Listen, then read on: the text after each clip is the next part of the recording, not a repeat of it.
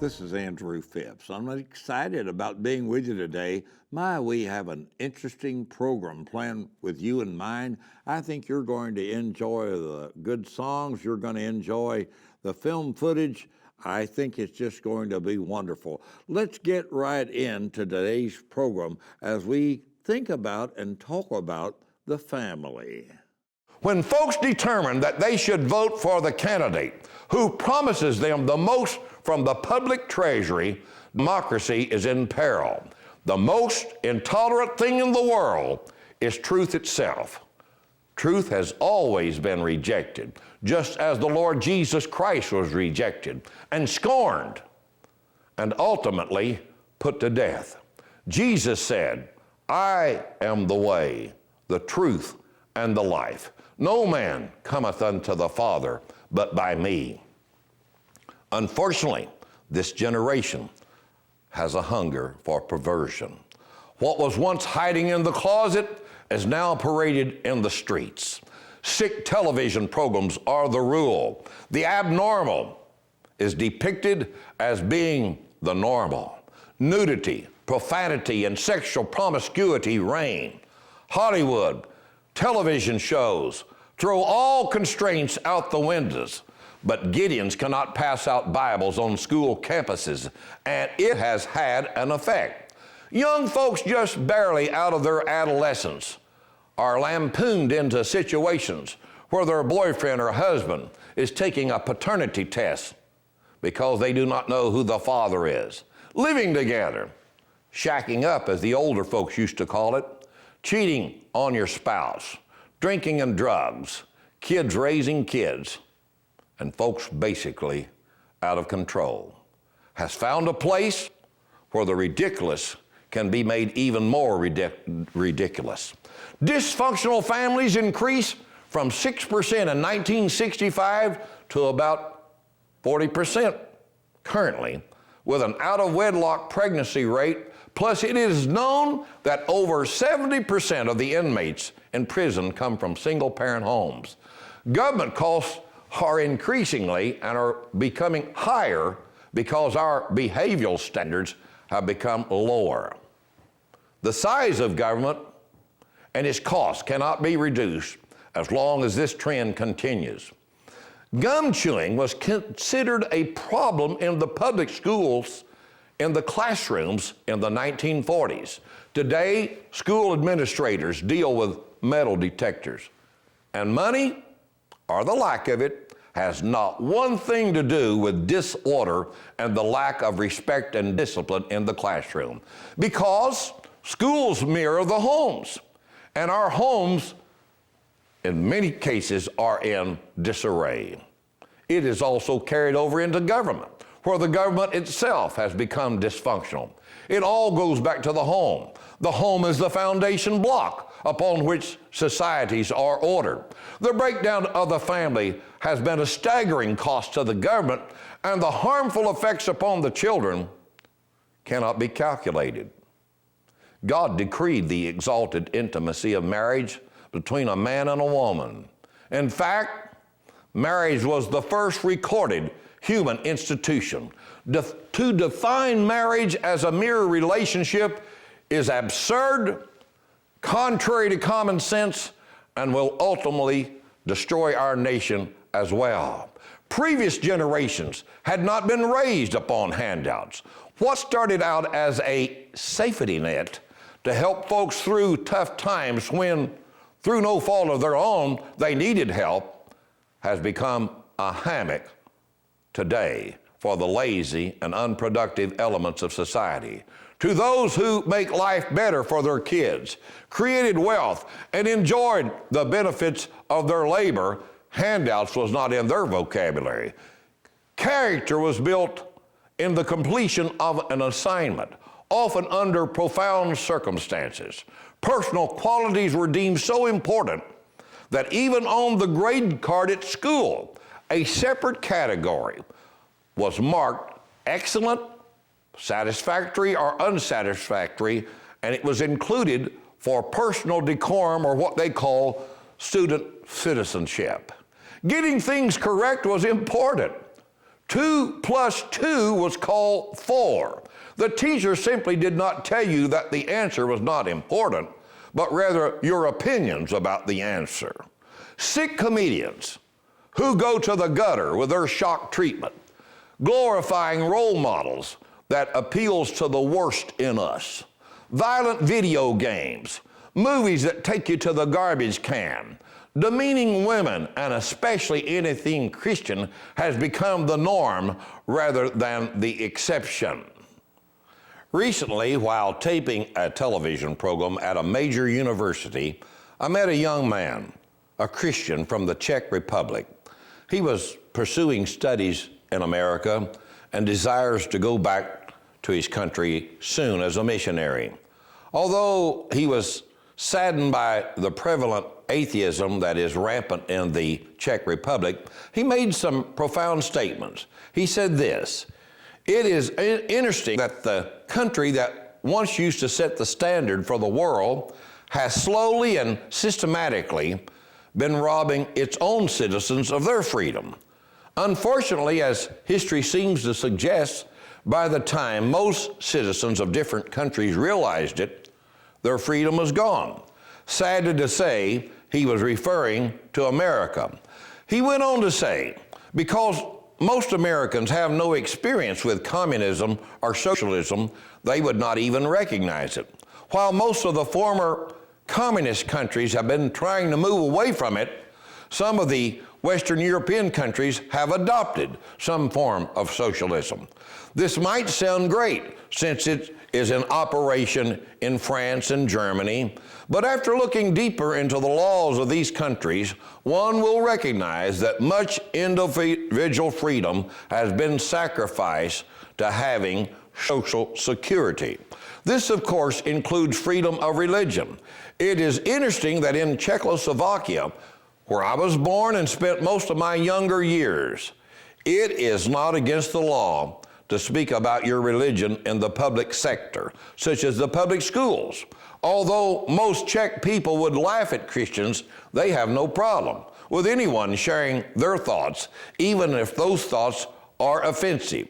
Here in the U.S., our political correctness and the fear of offending anyone has cost us much when it comes to freedom of speech and religion. I hope I'm wrong, but I fear that I'm right. So said Thomas Moses. We must not simply focus our attention on political solutions. The answer to what we face will require the supernatural power of God. It is found when we get back to the basics, the things taught in the Word of God. In my hand is this copy of the King James Version Bible. It has served me well and my families. This will be the pleasant cure for us as individuals and as a nation as well, if we will just do it. The chaos of the moment, however, also provides us an opportunity. God is still on the throne. Jesus will still save the lost. Christ loves sinners. Prayer works. The Lord still desires the praise of His people. Old-time worship will still get the job done. Preaching the fundamentals of the faith, singing the hymns and spiritual songs has been effective in the past and will continue to do so for this generation. There is no substitute for the power of God.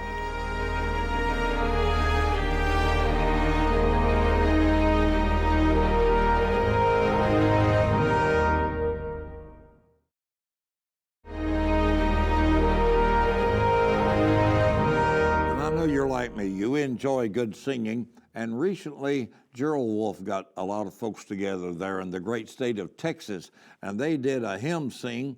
And the song that I like, and we sing it in church and have for many, many years, is simply titled, "In the Sweet Forever."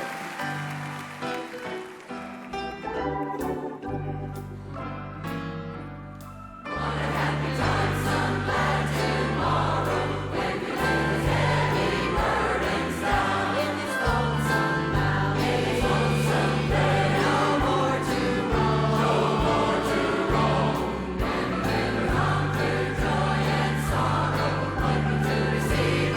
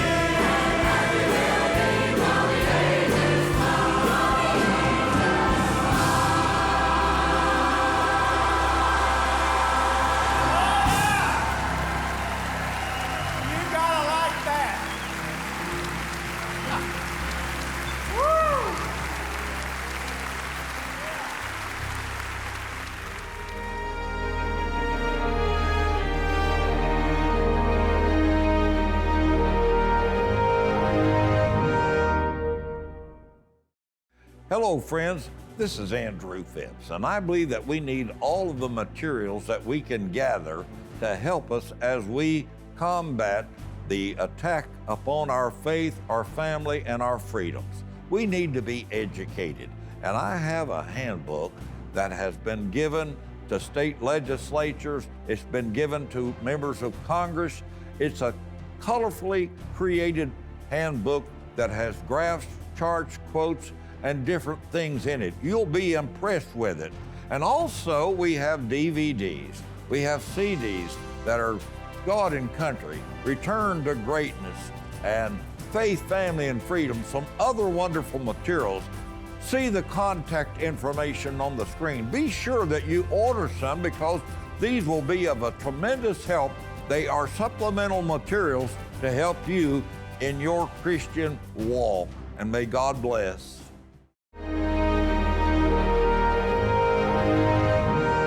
Over the years, my friend Micah Clark has been with me on various programs, and for those of you that might not recognize him immediately, Micah is here in the state of Indiana with the American Family Association. To say that he's in the trenches and fights in the legislative halls for Christian values would be an understatement.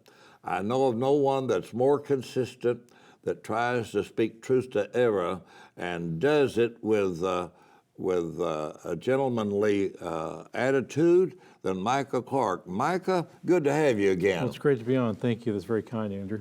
Well, Micah, you know, you and I had talked quite frequently. We're concerned about the direction of our nation and our country. And I asked you prior to the interview, I said, let's just focus on the spiritual things. What do you feel in your heart, Micah? Well, you know, it's funny. Last night I had a thought, and you saw how the Lord lays a verse on you. I know I was coming on the show. And I read 1 Samuel 17 this morning. That's the story of David and Goliath. It's interesting. Goliath comes and he taunts God, taunts God's people. He throws horrible insults at faith and the Israelites for 40 days. Yeah. And David comes down from the hills and says, what's going on? What are you guys doing? Why aren't you fighting this heathen?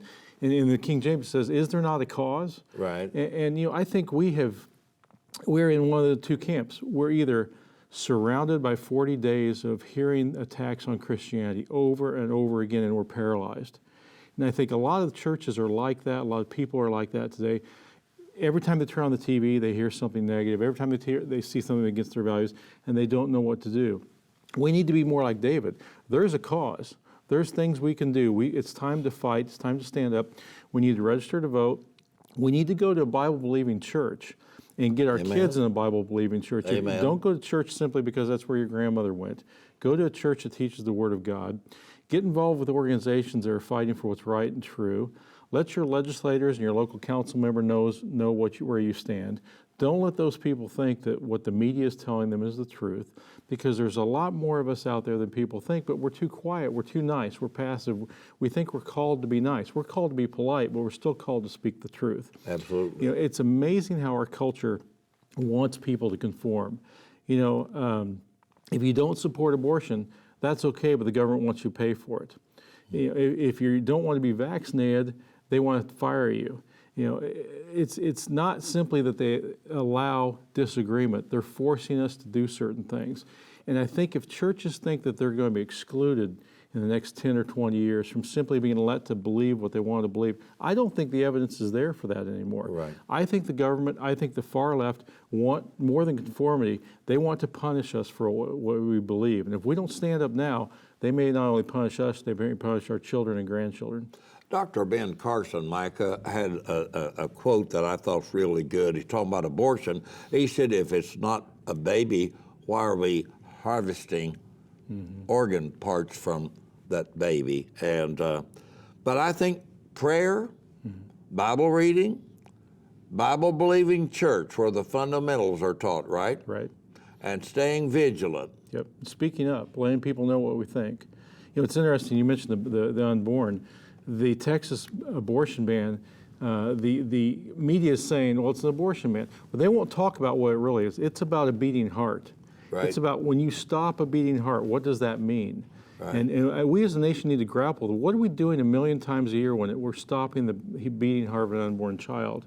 And so those are things we've got to speak up for because no one else can speak up for the unborn but us. Well, Micah, thank you for being with us today. I know of no one, and I say that sincerely, that's in the forefront any more than you are. And thanks again for coming to join us today. Thank you.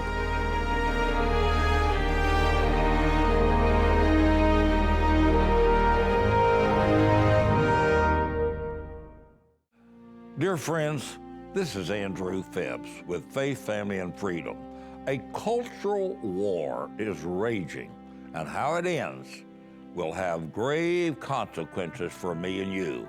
It appears that those who are striving to remove the ancient landmarks are succeeding, or at least they are getting the attention and notoriety. You and I have no choice. We must resist at all costs. Never in my lifetime have I seen such an attack upon our Christian heritage and values.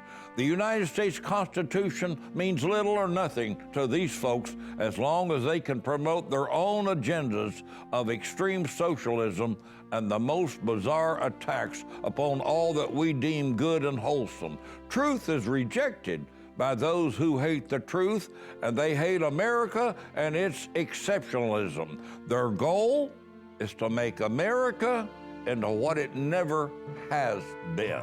To these leftist radicals, their hatred of personal liberties and the freedom to practice the faith of our fathers are the narratives they chant nightly upon our so-called news channels. I know you agree. That's why I'm appealing to you today to join me in the fight to do all that we can do to preserve our heritage for our children and their children. This is a giant step of faith to go into these several television markets with our Faith, Family, and Freedom broadcasts. These areas include Cleveland, Ohio, and that area, southwestern Michigan, Indianapolis, basically the southeastern part of Kentucky and much of Tennessee, Atlanta, Georgia, and over 40 counties in that state, as well as some of the North Carolina areas. This is a huge step of faith for me, and I need your help. So many of you have been so kind and allowed me to speak in your pulpits, but these television outlets give us an opportunity to possibly reach thousands, maybe millions. If you believe our ministry to be credible, would you consider helping us financially? A monthly support, a one-time offering, or whatever you can do would be so greatly appreciated. The need is now, and it is urgent. I am willing to do what I can do to speak truth to error as best as I can determine it. There is no need for us to talk about the deplorable conditions in which we find ourselves today if we're not willing to do something about it. Am I able to count on your support? I hope so. Would you please pray for our ministry and pray that God would give us discernment and provide the means that we can stand in the gap in these last days as we try to promote the principles of Christian living and the faith of our fathers. And this is Andrew Phipps.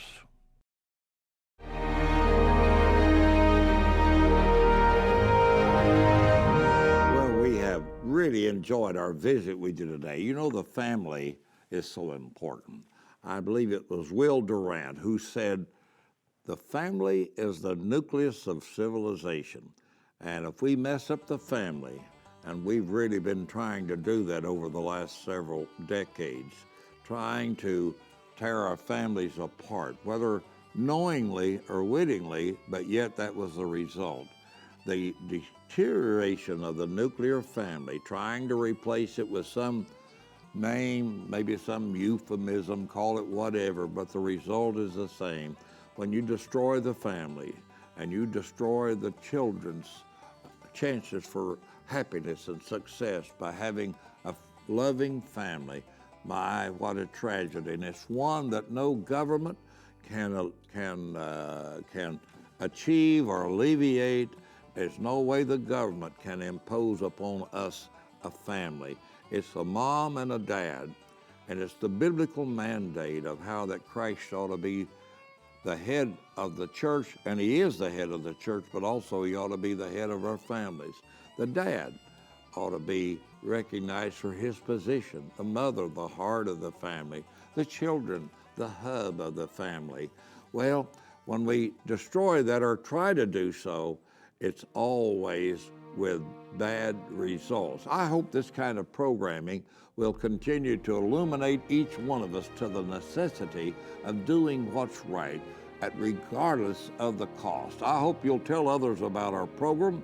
I always enjoy the visit. I'll look forward to being with you again at the next opportunity. But until then, this is your friend, Andrew Phipps. Have a great day. Phipps Faith, Family, and Freedom, presented by Clemens Home Solutions and Heritage Funeral Care.